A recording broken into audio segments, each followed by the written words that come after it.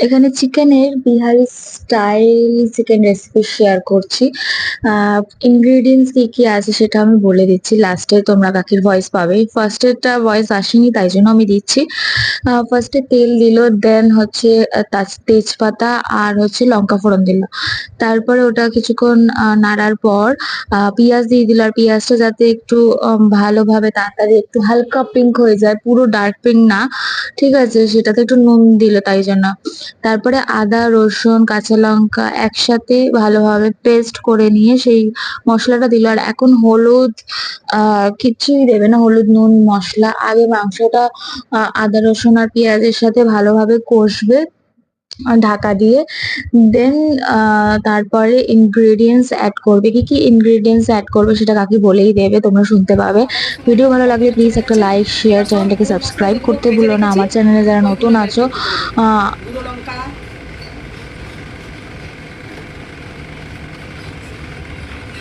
ধনে গুঁড়ো,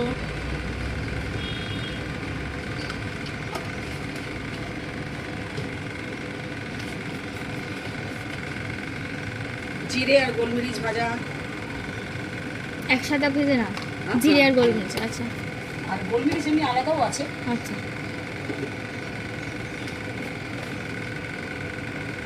তো হলুদ,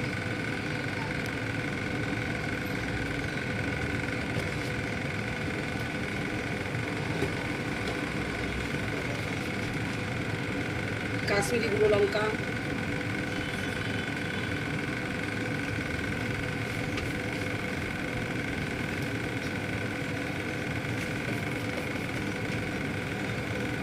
আর একটু বিরিয়ানি মশলা। আচ্ছা বিরিয়ানি মশলা এই জন্য দিই, এটা ভেজে সব বানিয়ে রাখা আছে। আচ্ছা। তো বিরিয়ানি মশলা দিলে গন্ধটা খুব ভালো হয়।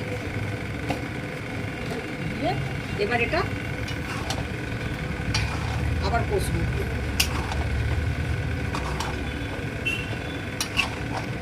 যতক্ষণ না তেল উপরে আসছে, তাই তো?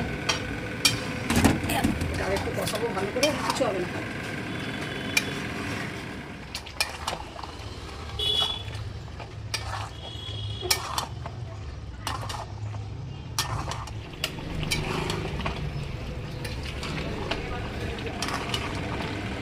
এবার একটু আঁচটা জোর করে দিলাম, জোর করে